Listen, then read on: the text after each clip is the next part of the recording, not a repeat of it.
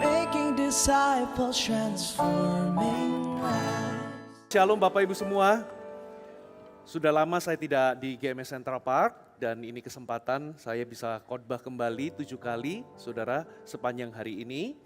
Dan hari ini saya mau sampaikan firman Tuhan dari renungan atau saat teduh saya, karena saya baca Alkitab, sekarang saya kembali lagi ke kitab Kejadian. Jadi sepanjang hari ini saya kasih judul Kejadian 1 sampai Kejadian 7. Dan ini semua judulnya dimulai dari Kejadian 1, bisa munculkan. Kejadian 1 saya kasih tema hidup yang Tuhan sebut atau yang Allah sebut baik. Kejadian 2, nanti ibadah kedua, hidup yang Allah sebut memuaskan. Ibadah ketiga dipulihkan, ibadah keempat kehidupan yang, ini hidup mesti di apa? Ada typo.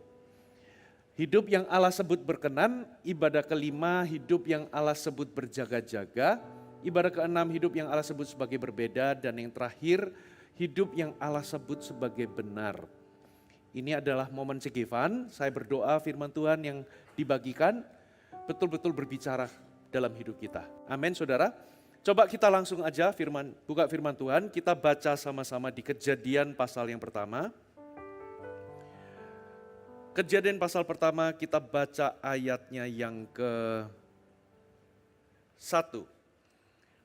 Kejadian 1 ayat 1. Pada mulanya Allah menciptakan langit dan bumi. Bumi belum berbentuk dan kosong. Gelap gulita menutupi samudera raya dan roh Allah melayang-layang di atas permukaan air. Berfirmanlah Allah, jadilah terang, lalu terang itu jadi. Allah melihat bahwa terang itu baik, lalu dipisahkannyalah terang itu dari gelap, dan Allah menamai terang itu siang, dan gelap itu malam. Jadilah petang dan jadilah pagi, itulah hari pertama. Saudara, kitab Kejadian itu ditulis oleh Musa. Banyak penafsir mengatakan Musa mendapatkan pewahyuan ini ketika dia naik di atas gunung Allah, di atas gunung Sinai. Disitulah dia bersekutu dengan Tuhan, dia mendapatkan pewahyuan tentang penciptaan. Luar biasa. Bayangkan kalau dunia ini tidak mendapat pewahyuan tentang apa yang terjadi segala sesuatunya. Itulah sebabnya otak manusia, kita berpikir bahwa dunia ini tercipta itu karena sebuah dentuman yang besar. Atau sebuah ledakan yang besar yang dinamakan Big Bang. Itu sebetulnya tidak masuk logika. Itu sama seperti hari ini kalau Anda pasang bom misalnya, lalu bom itu meledak, tiba-tiba setelah ledakan tiba-tiba tercipta pesawat terbang. Atau setelah bom itu meledak, tiba-tiba tercipta yang namanya bangunan yang indah. Tidak mungkin segala sesuatu yang diciptakan begitu teratur, bahkan bumi ini bisa berotasi terhadap matahari, ya itu tidak bergeser 1 derajat pun. Karena kalau bumi yang kita hidupi sekarang ini bergeser 1 derajat menjauhi matahari, maka bumi ini akan kedinginan, kita akan membeku. Tapi kalau kita ini bergeser 1 derajat mendekati matahari, saudara, maka yang terjadi adalah bumi ini akan meleleh. Barusan tadi pagi saya lihat, saudara, di sebuah berita, tiba-tiba muncul di handphone saya, gambar ada fenomena, ada semacam seperti bongkahan batu yang besar sekali, itu komet lah atau apa, sedang menubruk bulan sehingga muncul dentuman yang sangat besar. Gitu ya.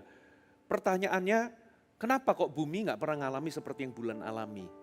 Ternyata di dalam berita itu dituliskan karena bulan itu tidak punya lapisan atmosfer.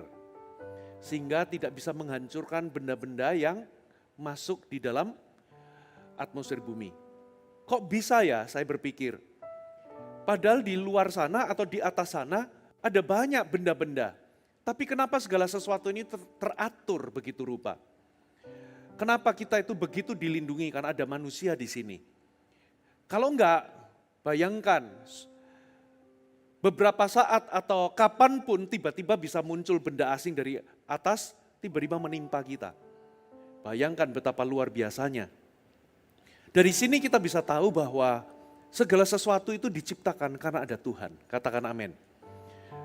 Kitab Kejadian itu mewahyukan bahwa tidak ada yang namanya dunia dan alam semesta ini terjadi karena sebuah Big Bang atau ledakan yang tidak karuan atau ledakan yang random. Lalu tiba-tiba muncul alam semesta yang demikian rupa teratur. Sebetulnya alam semesta itu, ciptaan itu mewakili penciptanya. Sama seperti kalau kita melihat sebuah lukisan yang indah, itu berarti di baliknya itu ada makhluk intelijen, ada sang pelukis. Cakra, semua yang diciptakan itu menggambarkan keberadaan Tuhan. Katakan amin. Dan kitab Kejadian dimulai dari pada mulanya Allah menciptakan langit dan bumi. Dikatakan bumi belum berbentuk, kosong, gelap gulita menutupi samudera raya, dan roh Allah melayang-layang di atas permukaan air. Lalu apa yang terjadi? Berfirmanlah Allah, jadilah terang. Jadi Tuhan pada mulanya menciptakan bumi dan lain sebagainya. Tapi pada waktu itu bumi belum berbentuk. Bumi masih kosong. Coba bisa dibayangkan ya, nggak ada bentuknya, kosong dan gelap. Apa yang Tuhan ciptakan pertama kali? Terang, katakan terang. Ada yang aneh nggak di sini? Disinilah hari pertama, ada pagi dan ada malam. Gara-gara Tuhan menciptakan yang namanya terang. Berfirmanlah Tuhan, lalu terang itu jadi. Ada yang aneh nggak di sini? Di hari pertama itu belum ada satupun benda penerang.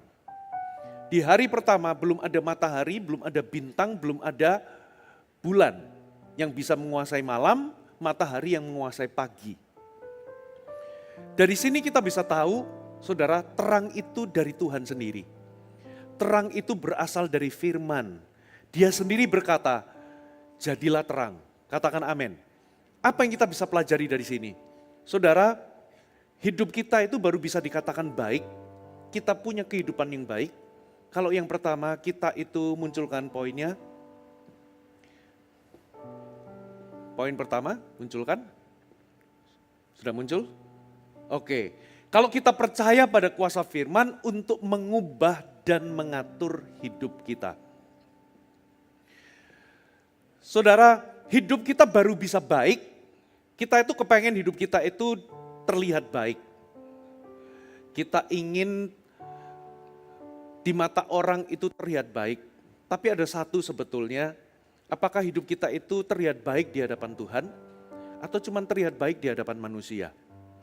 Saudara, dan hal pertama, kalau Anda mau baik di mata Tuhan, karena Alkitab berkata segala sesuatu yang Tuhan ciptakan itu baik. Jadi sebetulnya kalau Tuhan menciptakan kehidupan kita, yang Tuhan kejar adalah Tuhan melihat kehidupan kita itu baik. Katakan amin. Yang pertama adalah Anda perlu mempercayai kuasa firman untuk mengubah pertama-tama hidup saudara. Dan yang kedua baru mengatur kehidupan saudara. Segala sesuatu itu Tuhan ciptakan melalui firman. Dimulai dari berfirmanlah Tuhan maka terang itu jadi. Kata terang di sini saudara, bukan hanya sebuah cahaya, tapi di sini Tuhan itu sebetulnya memisahkan antara gelap dengan terang, terang dengan gelap. Itu dimulai dari mana, saudara? Sebetulnya itu adalah simbol daripada ketika terang itu ada, berarti di situ adanya Tuhan atau hadirnya Tuhan dan hadirnya kebenaran dalam kehidupan kita. Ketika gelap itu ketika gelap itu ada, itu karena absennya terang. Berarti tidak adanya terang, tidak adanya kebenaran dalam kehidupan kita. Saudara harus percaya, pertama kali yang Tuhan mau dalam kehidupan kita adalah Tuhan sanggup ubah hidup kita. Dan hanya firman yang bisa ubah hidup kita. Kalau kita mau hidup kita itu baik, yang pertama, kita perlu datang kepada firman. Saudara, apa yang kita lihat dalam kehidupan kita itu sebetulnya adalah tuaian daripada firman. Jadi kalau hidup kita tidak berbuah apa-apa, itu sebetulnya karena kita tidak menanam benih apapun dalam kehidupan kita. Semua mujizat, semua perubahan hidup, apapun yang terjadi dalam kehidupan kita, itu semua karena apakah kita menabur firman atau tidak. Makanya dalam perumpamaan benih penabur, sebetulnya Yesus memberikan perumpamaan yang sangat penting dalam kehidupan kita. Kalau benih itu jatuh di tanah yang diinjak-injak atau tanah pinggir jalan, benih itu tidak akan berbuah apa-apa dalam kehidupan kita. Sebaliknya dia akan dicuri oleh burung. Yang kedua, yang pertama itu tanah pinggir jalan, yang kedua itu tanah berbatu-batu. Itu adalah tanah yang lapisannya banyak batunya, sehingga lapisan tanahnya itu dangkal. Guess what? Dia cuma bertumbuh sebentar, tetapi begitu kena penganiayaan, kena panas, dia langsung layu. Lalu tanah yang ketiga, apa yang terjadi? Itu adalah tanah penuh dengan semak duri. Katakan semak duri. Firman itu terhimpit oleh rupa-rupa kekhawatiran dunia ataupun tipu daya kekayaan. Sehingga firman itu terhimpit dan tidak pernah bertumbuh, akibatnya firman itu tidak pernah berbuah. Dan ada jenis tanah yang keempat. Sebetulnya tanah keempat itu sebetulnya tanah yang sama seperti tanah-tanah yang lain. Bedanya tanah yang keempat itu ada kekurangannya. Yaitu kurang lapisan kerasnya, kurang batunya, dan kurang semak durinya. Apa yang terjadi ketika firman itu jatuh di tanah hati, ketika kita mempercayai kuasa firman untuk ubah hidup kita, maka firman itulah yang berbuah dalam kehidupan kita. Katakan amin. Semua yang mau kita lihat dalam kehidupan kita, saudara harus dapatkan firman Tuhan. Kalau Anda mau lihat hidup Anda berubah, kalau Anda mau melihat hidup Anda jadi teratur, kalau Anda mau hidup Anda itu jadi terang, saudara nggak hidup lagi di dalam kegelapan. Kalau Anda mau menang di dalam kehidupan ini, pertama-tama, saudara, Anda perlu percaya bahwa hanya satu yang bisa ubah saudara, yaitu firman. Katakan amin. Kalau Anda bisa sediakan tanah hati yang terbaik, hati saudara tidak menentang firman, saudara tahu caranya menanam firman dalam hati saudara, firman itulah yang akan berbuah dalam kehidupan kita. Ada yang 30 kali ganda, 60 kali ganda, bahkan sampai 100 kali ganda. Kalau Anda hidup dalam kegagalan hari ini, saudara, kalau Anda tahu bagaimana memasukkan firman dalam kehidupan saudara, mengizinkannya untuk mengubah dan mengatur kehidupan saudara, saya percaya hidup Anda akan berhasil. Berbahagialah orang yang tidak duduk dalam kumpulan pencemooh, tapi kesukaannya ialah Taurat Tuhan, yang merenungkannya siang dan malam, apapun yang dikerjakannya, apa saudara? Berhasil. Katakan berhasil.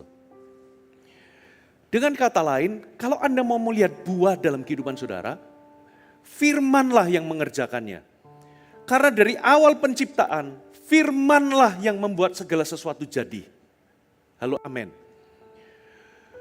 Firman Tuhan itulah yang bisa mengubah kehidupan kita.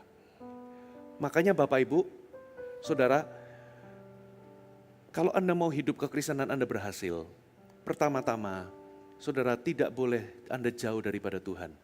Anda tidak boleh jauh daripada firman. Dari 3 ayat yang kita baca, di sini kita bisa lihat ada Allah Tritunggal di situ. Pada mulanya Tuhan menciptakan. Siapakah pencipta kita? Bapa. Katakan amin.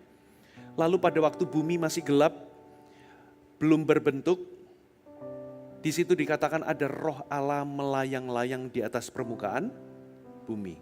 Berarti ada pribadi ketiga dari Tritunggal, namanya Roh Kudus. Baru setelah itu, saudara, apa yang terjadi? Kalau Anda tambahkan satu lagi, berfirmanlah Allah, lalu jadilah terang, lalu terang itu jadi. Makanya terang di sini, ini bukan hanya bicara tentang cahaya yang bisa memisahkan terang dengan gelap, tapi sebetulnya ini adalah simbol, ini adalah sebuah pewahyuan bahwa terang itulah kebenaran. Berbahagialah orang kalau dia matanya itu terang, maka hidupnya juga terang. Tapi kalau matanya gelap, maka hidupnya juga gelap. kalau kehidupan saudara itu ada terang, dan terang itu daripada kebenaran, hidup kita pasti berubah. Ada amin. Saudara, di dalam dunia, khususnya di dalam dunia psikologi, ada beberapa orang mempercayai ada sindrom-sindrom kepribadian tertentu, itu sulit untuk berubah. Hampir nihil bisa berubah. Contoh, saudara, dalam bahasa-bahasa psikologi, ada orang yang punya sindrom NPD, Narcissistic Personality Disorder. Ini orang, saudara, kalau ketemu sama orang yang demikian, dia nggak pernah bisa merasa bersalah. Dia selalu merasa bahwa orang lain lah yang salah. Orang seperti ini nggak bisa dikoreksi. Saudara, makanya banyak pakar itu menilai, kalau Anda ketemu sama orang ini, tidak usah berekspektasi untuk orang itu bisa berubah. Tapi lebih baik engkau jaga jarak, supaya engkau tidak kena dampak yang negatif dalam kehidupannya. Saya mau tanya, betulkah orang seperti ini tidak bisa diubah? Saudara, itu hanyalah pakar menurut pengalaman, tapi saya percaya kuasa firman bisa ubahkan orang. Katakan amin. Bahkan firman itu bisa mengubah watak. Makanya poin kedua, coba munculkan poin kedua. Biarkan firman menata prioritas, karakter, dan arah kehidupan saudara. Kalau Anda baca di ayat-ayat selanjutnya, waktu kita terbatas, saudara akan melihat, saudara, apa saja penciptaan. Hari kedua, Tuhan menciptakan cakrawala. Memisahkan, saudara, Tuhan menciptakan langit, memisahkan air dan yang namanya udara. Dan membentuk atmosfer. Lalu berikutnya, Tuhan menciptakan di hari ketiga daratan dan tumbuh-tumbuhan. Air dikumpulkan, itulah yang namanya laut. Lalu tempat yang tidak ada airnya namanya darat. Baru di hari keempat Tuhan menciptakan benda-benda penerang, supaya apa saudara? Supaya terjadi siklus, supaya terjadi yang namanya musim, supaya terjadi yang namanya penanda waktu. 1 hari, saudara, 1 minggu, 1 bulan, dan lain sebagainya. Hari kelima Tuhan ciptakan binatang di laut dan burung. Tuhan mengisi lautan. Tuhan berfirman, hendaklah laut memunculkan benda-benda, muncul, saudara. Makanya ikan itu, saudara, begitu keluar dari sumbernya, yaitu dari air, ikan itu mati. Lalu hari ke-6, saudara, Allah menciptakan manusia menurut, tadi kelewatan yang mana ya? Hari ke-5. Yang Tuhan ciptakan itu binatang. Tuhan berkata kepada siapa? Tuhan berkata kepada hendaklah bumi. Dari situlah muncul binatang-binatang. Saudara, tumbuh-tumbuhan itu di hari keberapa ya? Hari ketiga, Makanya begitu binatang atau hewan itu lepas daripada tempat tinggalnya, dia akan mati. Baru hari ke-6 Tuhan ciptakan manusia. Coba perhatikan. Dari situ Tuhan menciptakan yang namanya keteraturan. Keteraturan itu lambang daripada kehadiran Tuhan dalam kehidupan kita. Kalau hidup Anda berantakan, kalau hidup Anda itu hancur, saudara, kalau hidup Anda itu nggak ada arahnya, kalau hidup Anda itu tidak tertata rapi, itu pertanda bahwa Tuhan tidak hadir dalam kehidupan saudara. Buah bahwa Tuhan itu hadir dalam kehidupan kita, dari hidup kita yang berantakan, hidup kita yang hancur, hidup kita yang gak punya tujuan. Kalau Tuhan itu hadir dan nyata dalam kehidupan kita, kalau firman-Nya itu jadi terang dalam kehidupan kita, yang pasti, saudara, hidup kita jadi teratur. Katakan amin. Dimulai dari mana? Ketika kita mengizinkan firman itu menata hidup kita. Dimulai pertama, prioritas hidup kita. Katakan prioritas. Saudara, banyak orang Kristen, mereka ke gereja, mereka beribadah, Tapi kenapa hidupnya penuh dengan penderitaan? Sederhana, karena dia tidak mengizinkan Tuhan mengatur prioritas hidupnya. Apa sih prioritas definisinya? Definisi prioritas itu adalah Anda mulai melihat apa yang penting seperti Tuhan melihat. Kira-kira di dalam hidup ini, apa yang paling penting dan ada sesuatu yang kurang penting di balik sesuatu yang lebih penting. Ada sesuatu yang lebih penting dalam kehidupan kita dan ada sesuatu yang kurang penting. Dan prioritas itulah yang harus diatur. Karena ketika prioritas kita terbalik, saudara, hidup kita hancur. Dan hanya firman yang bisa menata hidup kita. Halo, amin. Coba ya, kita renungkan sama-sama. Apa menurut skala prioritas yang saudara terima dari pemimpin atau dari gereja atau dari firman? Yang pertama dan yang utama itu adalah Tuhan. Halo, amin. Yang kedua itu adalah hubungan, yaitu pertama-tama itu adalah keluarga, pasangan, anak-anak. Baru yang penting yang ketiga itu baru yang namanya pekerjaan. Yang keempat itu namanya pelayanan, saudara. Yang kelima baru itu yang lain-lain. Baru itu hobi atau kesenangan dan lain sebagainya. Coba kalau saudara, skala prioritas yang terpenting ini saudara balik. Bayangkan kalau firman itu tidak bisa mengatur hidup Anda, yang paling penting Anda jadikan paling tidak penting. Coba lihat, ketika hidup Anda yang nomor satu itu adalah kesenangan atau hobi, atau pakaian, atau apa lagi? Kesenangan, pakaian, hobi, mancing, golf, dan lain sebagainya. Coba apa yang terjadi? Tapi Tuhan nomor terakhir. Fokus perhatian saudara itu lebih kepada barang, benda, uang. Guess what? Saudara, saya percaya yang pertama, mungkin Tuhan nggak bisa ngomel.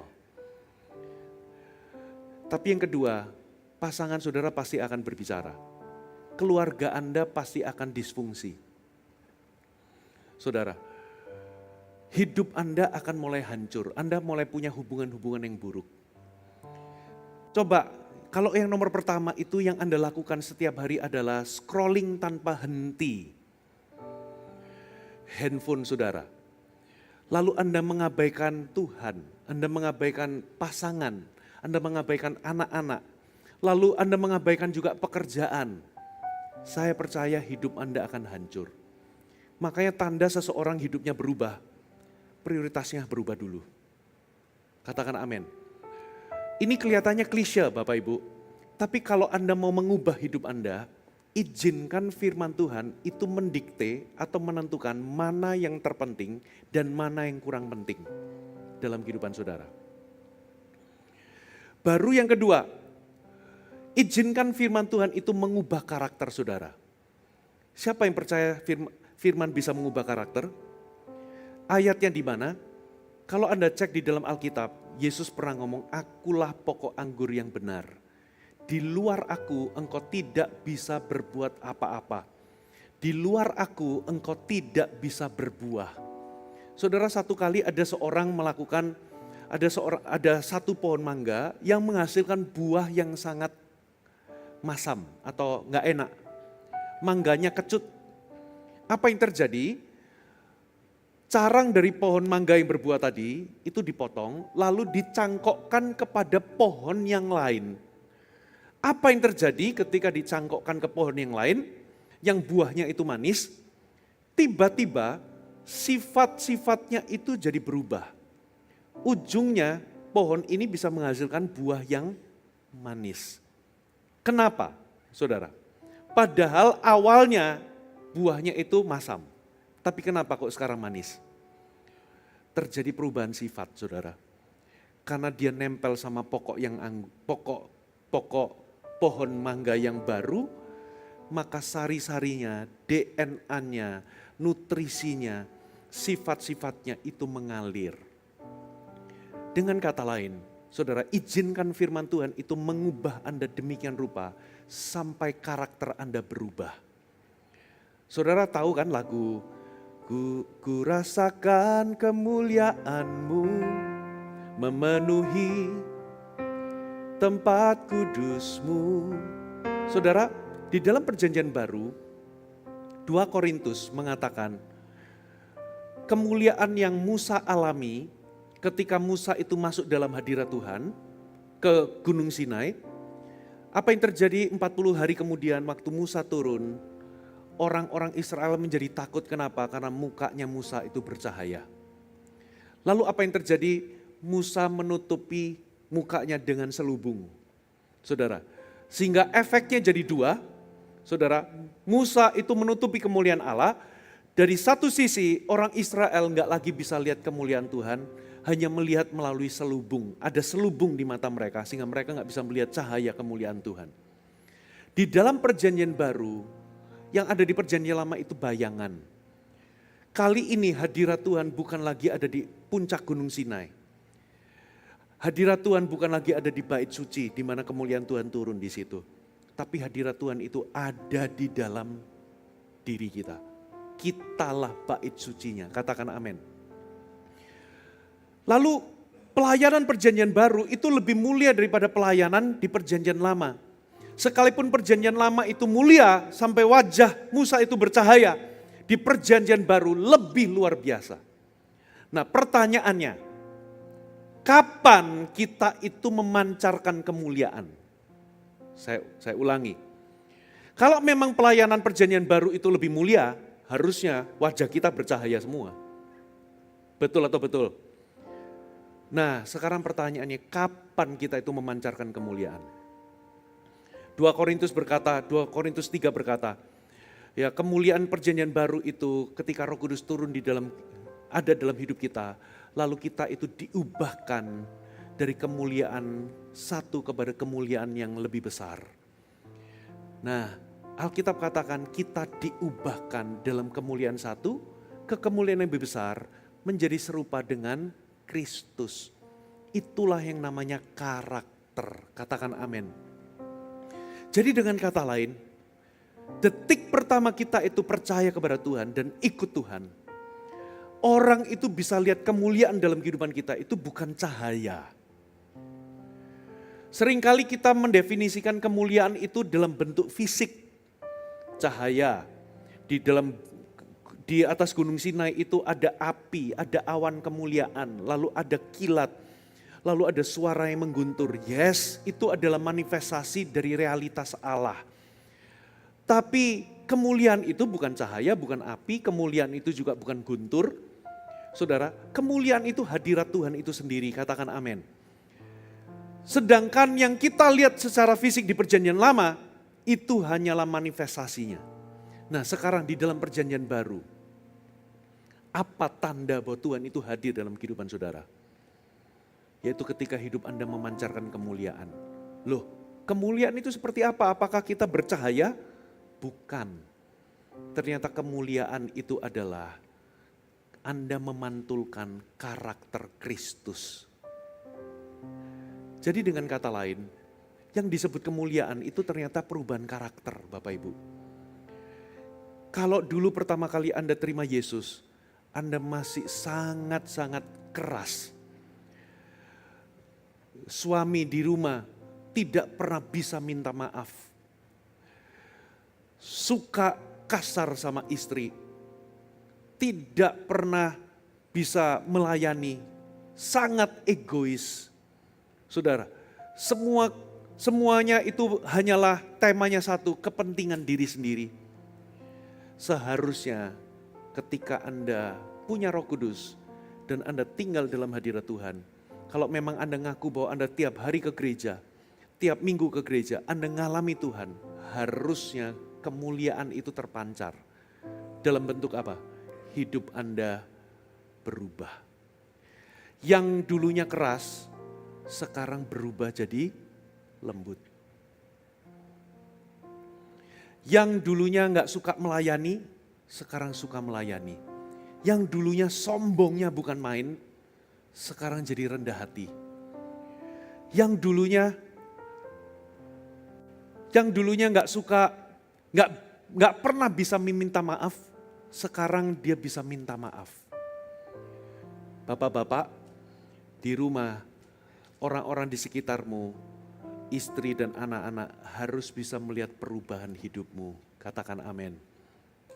Itulah kemuliaan. Jadi yang pertama prioritasmu berubah, yang kedua karakter Anda berubah. Halo amin. Lalu yang ketiga apa saudara? Coba munculkan. Tuhan memisahkan kita dari hal-hal tertentu supaya hidup kita bisa disebut baik. Saudara, di dalam penciptaan itu ada unsur Tuhan itu membentuk sesuatu, menciptakan sesuatu, tapi ada unsur Tuhan itu memisahkan sesuatu. Yang dipisah apa? Yang pertama, yang dipisah itu terang dan gelap. Yang kedua, yang dipisah itu darat dan air. Yang ketiga yang dipisah itu adalah udara, saudara, cakrawala, langit, dan yang ada di bumi. Saudara, lalu Tuhan melihat segala sesuatunya itu amat baik. Sebelum hidup kita itu baik, Bapak Ibu, harus terjadi pemisahan. Dari situlah saudara, muncul kata kekudusan sebetulnya. Kekudusan itu bukan hanya bicara soal moral, tapi akar kata dari kekudusan itu artinya kita itu dipisahkan, katakan dipisahkan. Berarti kalau kita ini mau hidup berkenan, hidup baik, hidup kudus di hadapan Tuhan, berarti harus ada sesuatu yang dipisahkan dalam kehidupan kita. Kalau Anda mau hidup kudus hari ini, beranikah saudara melepaskan beberapa hal yang selalu membuat Anda itu terbebani oleh banyak beban dan itulah yang membuat Anda terus jatuh di dalam dosa. Saudara mau intim sama Tuhan, saudara, Anda perlu melepaskan beberapa kebiasaan-kebiasaan yang selalu membuat distraction yang besar dalam kehidupan saudara. Saudara, kalau Anda mau intim sama Tuhan, saudara harus menyediakan sebuah waktu khusus di mana ketika Anda masuk di dalam waktu itu, yang Anda lakukan, fokus Anda cuma kepada Tuhan. Di tempat itu yang ada hanyalah Anda dan Tuhan. Loh, Pastor Fuji, kan kita ini bisa berdoa setiap saat. Betul. Anda bisa berdoa waktu Anda nyetir. Waktu Anda kerja juga Anda bisa berdoa. Anda bisa berdoa bahasa roh, Anda bisa bergumam, bersekutu dengan Tuhan, bisa. Tapi yang saya maksudkan, itu gak cukup Bapak Ibu.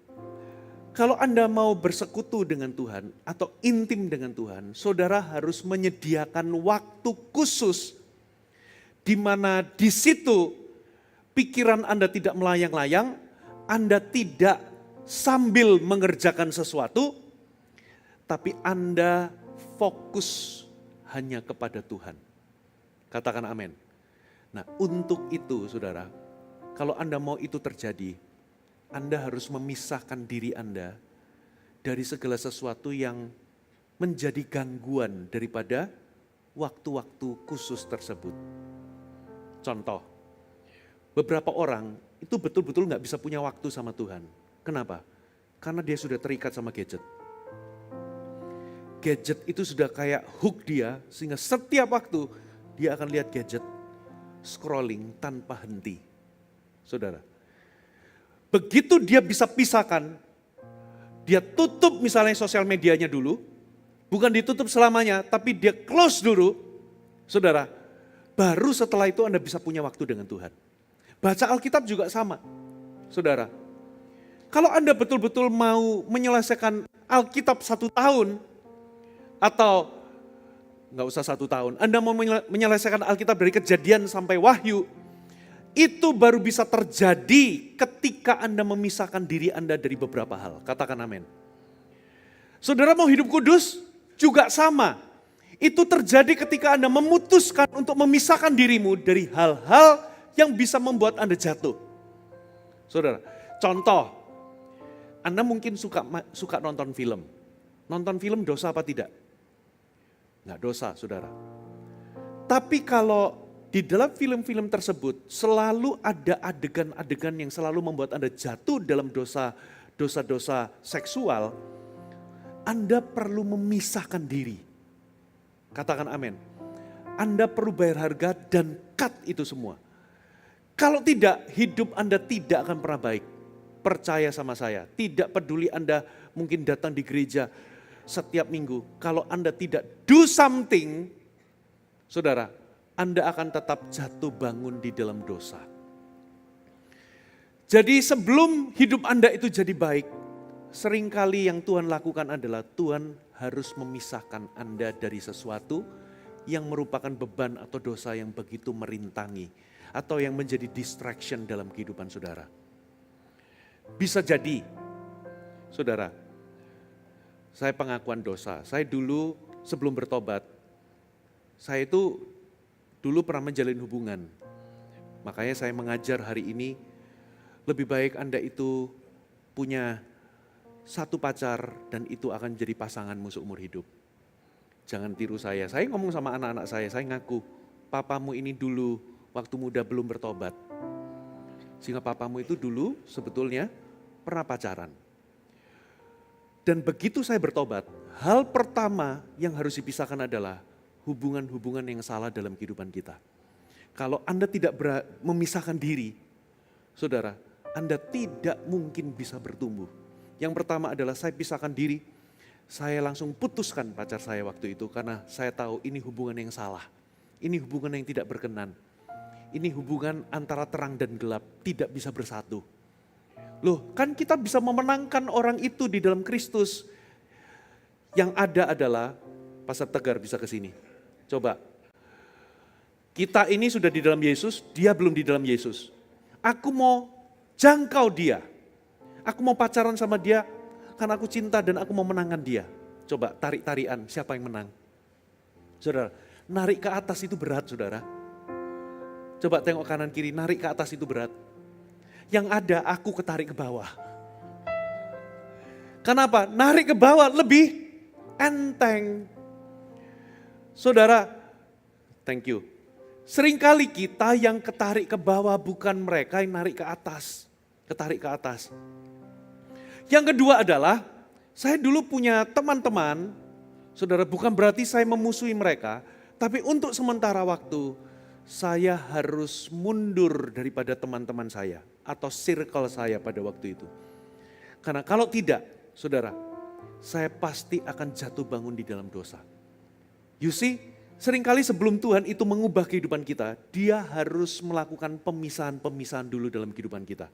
Itulah sebabnya kata kudus itu adalah kita dipisahkan, set apart daripada dunia. Halo, amin. Saudara, Anda harus set apart. Apa yang Anda mau hari ini? Anda mau hidup kudus? Pisahkan dirimu. Saudara, daripada hal-hal yang selalu membuat Anda jatuh. Anda mau intim dengan Tuhan? Pisahkan dirimu dari hal-hal yang consume waktu saudara. Itu bisa gadget, bisa kebiasaan buruk, itu bisa tontonan, itu bisa movie. Apa yang membuat Anda sampai hari ini nggak bisa breakthrough di dalam kerohanian? Pasti ada hal-hal tertentu yang membuat Anda itu jaga jarak sama Tuhan. Karena Anda tidak mau melepas. Makanya Paulus berkata seperti ini. Yang kuingini itu adalah, yang kukehendaki adalah mengenal dia. Dan bagaimana caranya Paulus mengenal dia? Dia menganggap hal-hal yang dulunya keuntungan, sekarang dianggapnya menjadi kerugian. Aku melepaskan semuanya itu, berarti aku memisahkan diriku dari hal-hal itu, supaya aku memperoleh Kristus. Ada amin? Coba tengok kanan kiri. Apa yang perlu Anda lepas? Saudara, banyak orang berkata hidup yang radikal bagi Tuhan. Itu kita itu melakukan perkara-perkara besar. Kita berkhotbah di tengah ribuan orang. Atau apalagi kita posting banyak tentang hal-hal rohani atau kita gubah quote-quote rohani lalu kita posting lalu likes-nya banyak, maka kita dikatakan radikal bagi Tuhan. Tidak, saudara. Paulus itu radikal bukan dari apa yang dia lakukan. Tapi Paulus itu radikal dari apa yang dia lepaskan. Saya ulangi. Paulus radikal bukan dari apa yang dia lakukan. Tapi Paulus itu radikal dari apa yang dia lepaskan.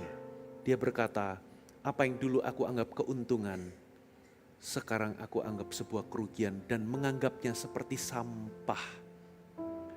Tidak lagi berarti apa yang dulu aku kejar, sekarang enggak lagi aku kejar.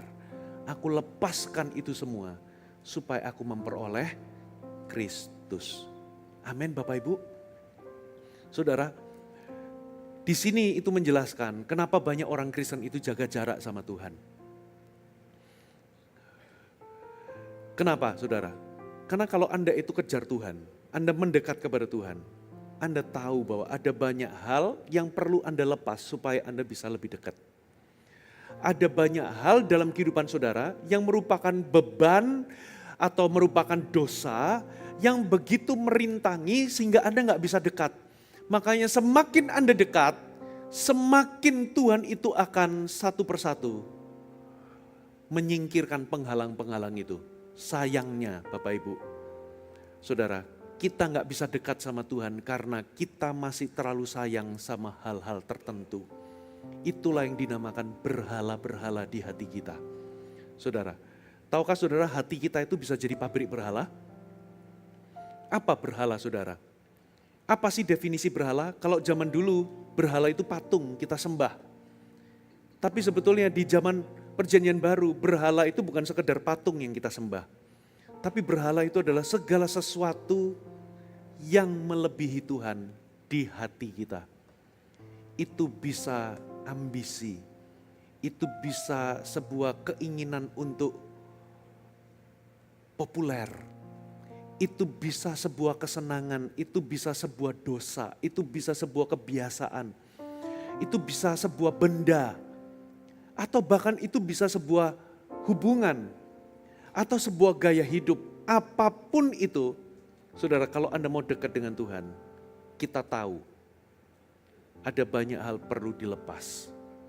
Saudara, yang keempat, pelajaran apa kalau kita mau hidupnya baik?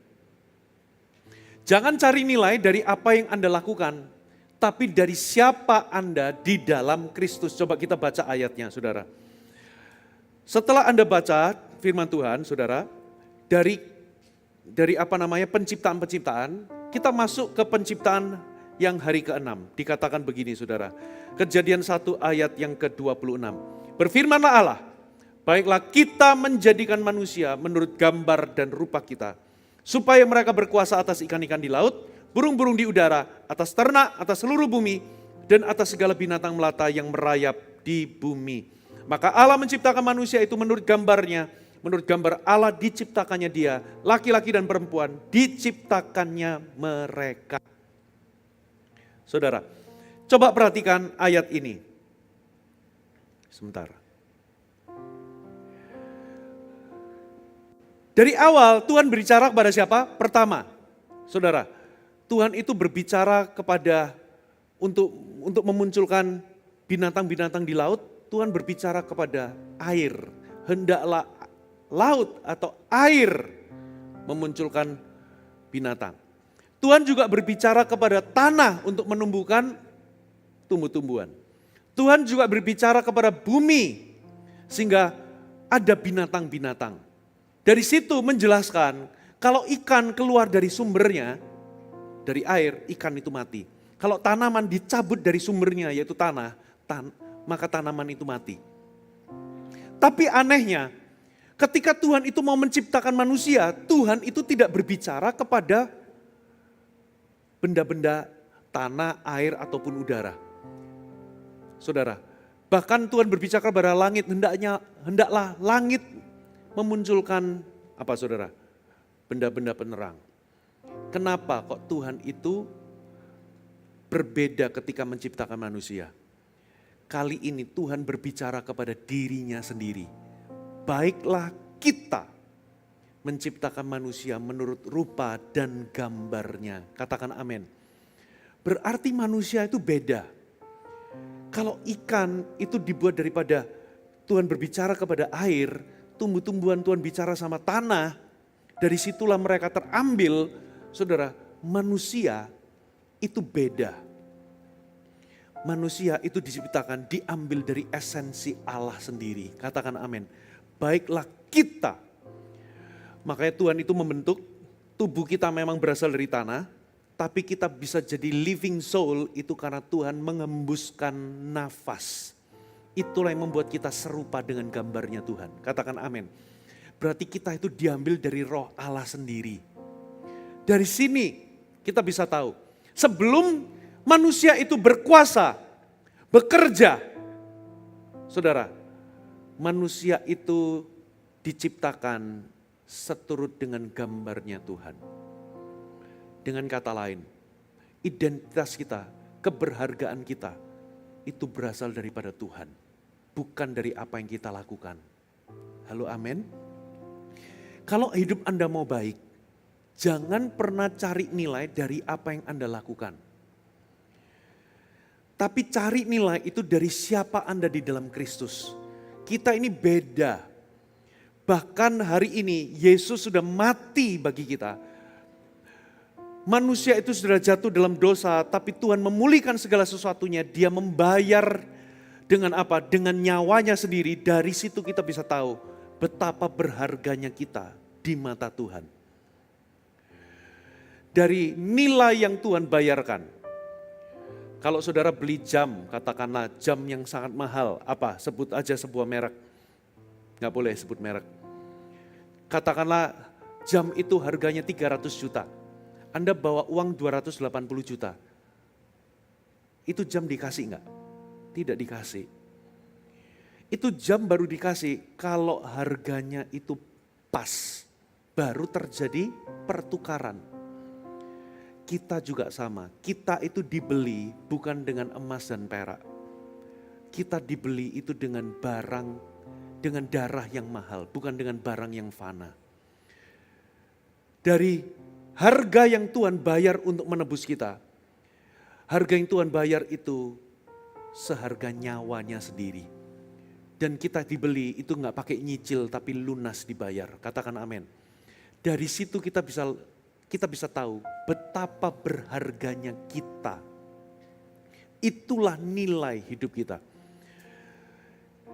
Tapi dunia sekarang, saudara, menaruh nilai dalam hidupnya itu dari apa yang dia lakukan, apa yang dia miliki, atau siapa yang dia kenal. Beberapa orang merasa bernilai kalau dia pakai jam tangan merek tertentu. Beberapa wanita itu merasa bernilai ketika tasnya itu mereknya H. Atau depannya L. Ikat pinggang saya itu halo, Harsono tapi. Beberapa orang itu baru bisa merasa pede kalau dia pakai sepatu merek tertentu. Nilainya itu dari barang yang dia pakai. Beberapa orang itu merasa berharga itu dari posisi atau jabatan. No, saudara. Beberapa orang merasa berharga, hidupnya bernilai itu dari pekerjaan tertentu. Dari statusnya, dari kekayaannya, dari apa yang dia pakai, apa yang dia kendarai, dari dia kenal sama siapa. Itulah dunia mengukur nilai kehidupan seseorang. Tapi tidak dengan kita. Sebelum Tuhan memberikan tugas, Tuhan menciptakan kita dulu serupa dengan gambarnya. Katakan amin. Kita diciptakan beda daripada ciptaan yang lain. Kita ini serupa dengan Tuhan. Dari situ kita bisa tahu Bapak Ibu, persekutuan dengan Tuhan itu tidak bisa ditawar. Dari situ manusia dibentuk dari debu dan tanah, dimolding. Lalu dia baru hidup ketika dihembusi dengan nafas kehidupan. Lalu dia itu hidup selamanya. Tapi ketika manusia jatuh dalam dosa, dia mengalami kematian. Yang mati pertama kali walaupun tubuhnya gak langsung mati, Adam dan Hawa gak langsung mati saudara. Malah umurnya masih 700 tahun. Tapi yang mati itu rohnya, saudara. Dan efek daripada rohnya terputus dengan sumbernya, dia mengalami kematian seperti ikan keluar dari air. Dia langsung mengalami kematian. Ikan keluar dari air itu gak langsung mati. Dia masih bisa kelepak-kelepak, tapi beberapa jam baru dia mati. Tanaman begitu dicabut dari tanah, gak langsung layu. Saudara, mungkin baru 2-3 hari, bahkan seminggu baru jadi kering. Begitu manusia itu melanggar, hidup dalam dosa, jatuh dalam dosa, tubuhnya gak langsung mati. Tapi yang pasti rohnya langsung mati. Terpisah daripada Tuhan. Makanya zaman dulu seharusnya Adam dan Hawa itu hidup selamanya. Tapi begitu dia melanggar, dia jadi itu pun masih ratusan tahun. 700 tahun, ada keturunannya ada 900 tahun. Tapi semenjak air bah, umur manusia 120. Makin ke sini, Mazmur Daud berkata manusia umurnya 70 kalau kuat 80, 90 itu bonus. Bonusnya pun kadang merepotkan orang. Betul enggak?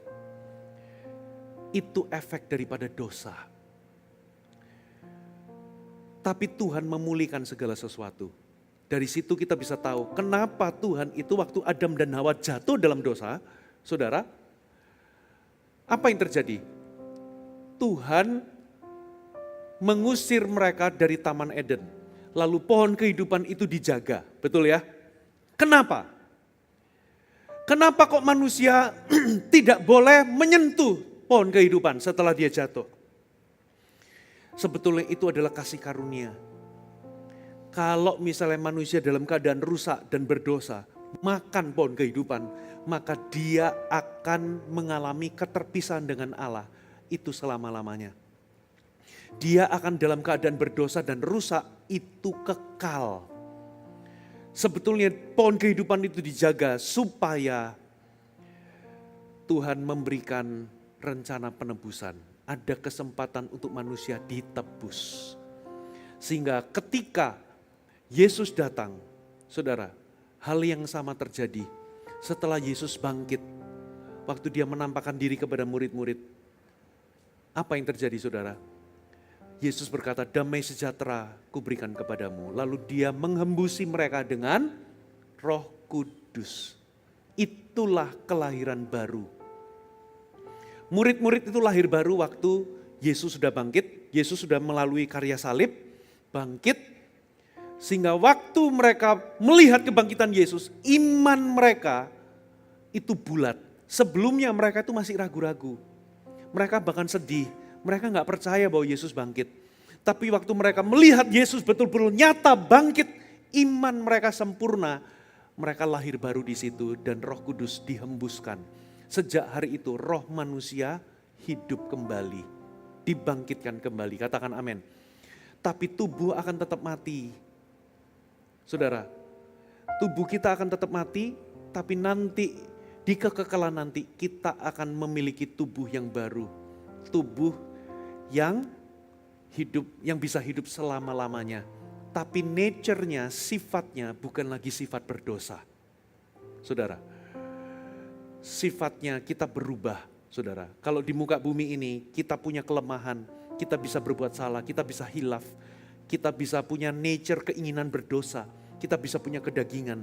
Tapi nanti di sorga, kita punya tubuh kemuliaan. Nature kita berbeda. Katakan amin. Sehingga rencana penebusan terjadi. Bayangkan kalau waktu itu manusia dalam keadaan berdosa makan pohon kehidupan. Gak ada lagi tubuh kemuliaan. Gak ada lagi kesempatan untuk penebusan. Saudara, manusia akan selama-lamanya rusak dan binasa.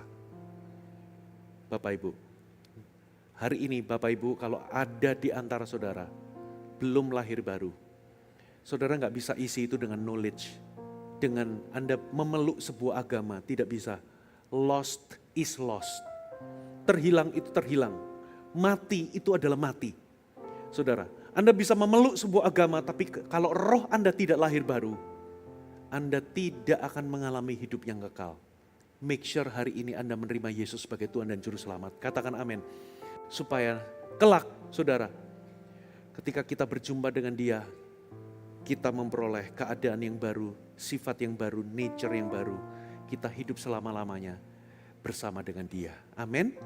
Yang terakhir, saudara, yang terakhir. Ketika Anda hidup sesuai dengan kehendaknya, hidup Anda menyenangkan hatinya. Coba kita baca ayatnya, ini ayat terakhir, setelah itu kita selesai. Kejadian 1 ayat yang ke 29. Berfirmanlah Allah, lihatlah aku memberikan kepadamu segala tumbuh-tumbuhan yang berbiji di seluruh bumi. Segala pohon-pohonan yang buahnya berbiji, itulah yang akan menjadi makananmu. Tetapi kepada segala binatang di bumi, dan segala burung di udara, dan segala yang merayap di bumi, yang bernyawa, aku berikan segala tumbuh-tumbuhan hijau menjadi makanannya. Dan jadilah demikian. Maka Allah melihat segala yang dijadikannya itu, sungguh amat baik. Katakan sungguh amat baik. Jadilah petang, jadilah pagi, itulah hari yang ke-6. Hari ke-6 apa yang diciptakan saudara? Manusia. Lalu dikatakan sungguh amat baik. Ketika hari pertama terang diciptakan, hewan diciptakan, saudara, air diciptakan, lalu tumbuh-tumbuhan diciptakan, Tuhan selalu menutupnya dengan segala sesuatu yang itu baik adanya. Tapi begitu manusia, dikatakan segala sesuatu sungguh amat baik. Terjadi peningkatan eskalasi. Saudara, dan dari situlah ketika manusia diciptakan serupa dengan gambarnya supaya mereka bisa mengelola bumi. Saudara, mereka bisa memperluas Taman Eden. Mereka bisa memantulkan karakter Kristus. Saudara, dan mereka bisa punya hubungan pribadi dengan Tuhan. Kalau saya mau rangkum saudara, poin yang terakhir itu. Saudara diciptakan itu pasti ada tujuan. Tidak ada di muka bumi, sesuatu itu diciptakan gak ada tujuannya. Termasuk kita. Kita akan kehilangan nilai kalau kita gak kenal tujuan hidup kita. Saya ulangi. Handphone ini diciptakan pasti ada tujuannya. Katakan amin.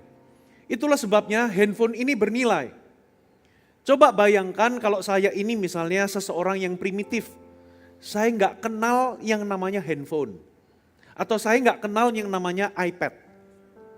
Katakanlah saya dari pedalaman misalnya. Pedalaman Afrika bagian dalam. Lalu saya dikasih ini. Atau saya di pedalaman Jawa misalnya. Nggak kenal yang namanya iPad. Begitu saya terima ini, saya pasti akan menganggapnya tidak bernilai. Saya akan sembarangan menggunakan iPad ini. Bahkan bisa jadi saya akan gunakan iPad ini seperti telenan.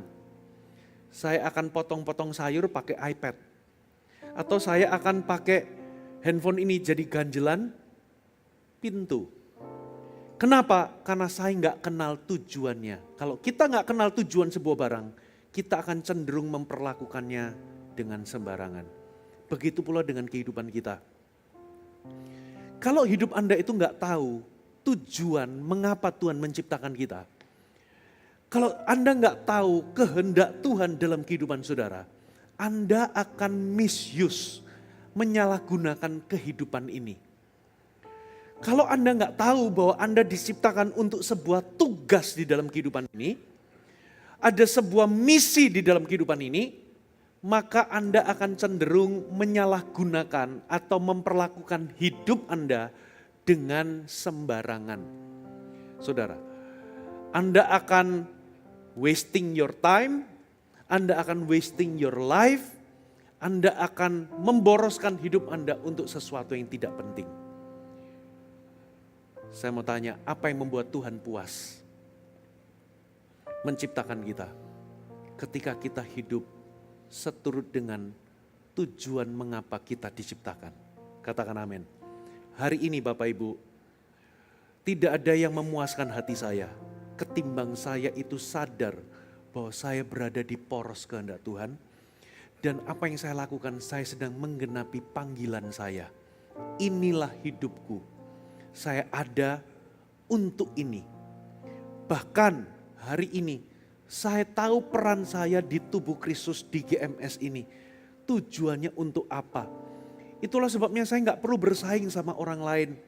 Saya nggak perlu iri sama pemakaian Tuhan di dalam kehidupan orang lain. Kenapa? Karena setiap orang punya peran dan tujuan dan maksud yang berbeda-beda. Katakan amin. Saya nggak perlu iri.